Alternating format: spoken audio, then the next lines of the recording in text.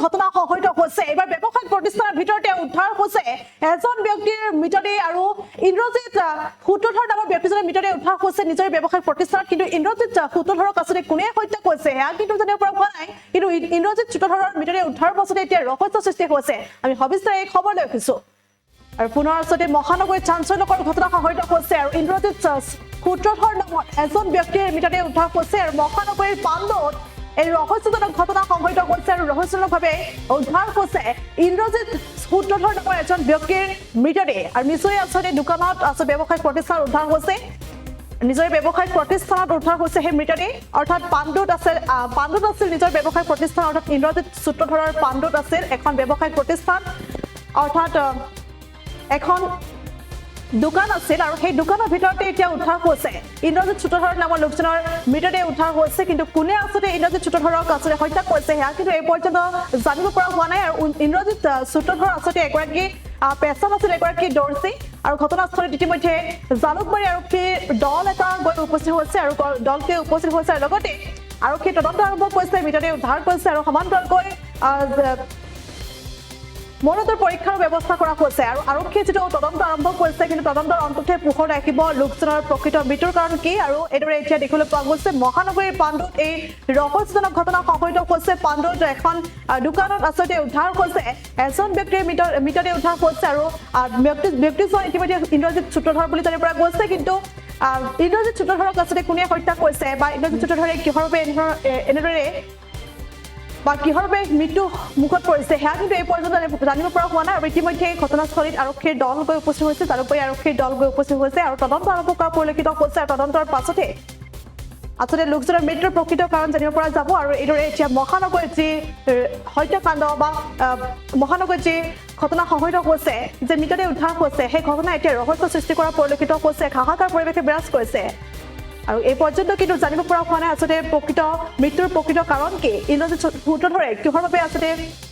এনেদৰে অকাল মৃত্যু বাকলি ল'বলগীয়া হ'ল সেয়া কিন্তু এই পৰ্যন্ত জানিব পৰা হোৱা নাই আৰু আৰক্ষীয়ে তদন্ত আৰম্ভ কৰিছে তদন্তৰ অন্ততহে পোহৰ ৰাখিব সমগ্ৰ ঘটনা আৰু এই সন্দৰ্ভত ভাষ্য আহি পৰিছে আমি দৰ্শকলৈ আগবঢ়াইছোঁ ইন্দ্ৰ সূত্ৰধৰ কিহৰ দোকান আছে এই কাপোৰ টেইলৰ আছিল কেতিয়া আপোনালোকে গম পালে কেতিয়া গম পোৱা মানে কাষ্টমাৰ মই চব গম পোৱা নাই কাষ্টমাৰে খুজি কাপোৰ বিচাৰিব আহিছে পাল্লাটো বন আছিল অলপ তাতে খুলিছে অলপ লাহেকে কৈছে কি মানুহজন কেনেকে পৰি আছে তাৰপিছতে মোক চবে কৈছে মই চব ডাইৰেক্ট কমিটিক মাতি দিছো সিহঁতে চাইছে আৰু পৰি আছে মানে পৰি আছে আৰু এই কেতিয়া হেৰি দেখিছিলে আপোনালোকে মই চব ৰিচেণ্ট চাইছো তেখেতক কেতিয়া কথা কালিও কথা পাতিছো চাইডৰ দোকান আজি দোকান খুলিছিলে আজি দোকান খুলিছিল কিন্তু অলপ পিছতে মই কামতে লাগি আছো কব নোৱাৰো কি হ'ব মোৰ চবতো সন্দেহ সিহঁতে যোনিও মৰিছে সেই সন্দেহ কি আছে সেই কৰি ক'ব পাৰে আৰক্ষীয়ে বস্তু আৰক্ষী নিজে ওলাব ৰেলৱে বজাৰ আমি আধা ঘন্টা 1 ঘন্টামান হ'ল আমি আমাক খবৰ দিলে যে এটা মানুহ মৰি পৰি আছে তো মই আহিলো চালো যে দোকান বোলা ঝাপটো বন্ধ আছিল কোনোবা কাষ্টমাৰ যে ঝাপটো খুলি দেখিলে এটা এনেকে পৰি আছে তাৰ মাটিত সেই দোকানীত আহি ক'লে দোকানী গৈ দেখিলে এনেকুৱা দোকানী গৈ আমাৰ ছেক্ৰেটাৰী ক'লে ছেক্ৰেটাৰী চাই আহি মোক ক'লে তো মই যিহেতু মানুহ পুৰা ভিৰ মই ভিতৰত সোমাব পৰা নাই শুনিছো এটা কাপোৰ মানে ওলমি আছে বোলে আৰু তেখেতে পৰি আছে ভিতৰত এইটোৱে ঘটনা আমি যে মানে ওচৰৰ দোকানবিলাক কৈছিলে আজি ৰাতিপুৱা তেওঁ দেখিছে বুলি কৈছে ওচৰৰ দোকানবিলাক মোক ক'লে যে আজি ৰাতিপুৱা সিহঁতক দেখিছে আপুনি ওচৰৰ দোকানীবিলাক ক'লে আৰু ভাল ক'ব পাৰিব ইন্দ্ৰজিৎ সূত্ৰধৰ মানে ইন্দ্ৰ সূত্ৰধৰ বুলি আমি ইন্দ্ৰ বুলি মাতো একজন নাম ইন্দ্ৰ সূত্ৰধৰ টেইলাৰ আছিল তেওঁ টেইলাৰ আছিল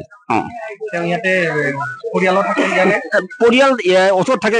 ইয়াতো তেওঁ টেইলাৰিং কৰে ইয়াত ওচৰৰে বাসিন্দা শকুন্তলা কলেজ থাকে বুলি জানো মই ইন্দ্ৰ সূত্ৰধৰ কিহৰ দোকান আছে এই কাপোৰ টেইলৰ যিকোনো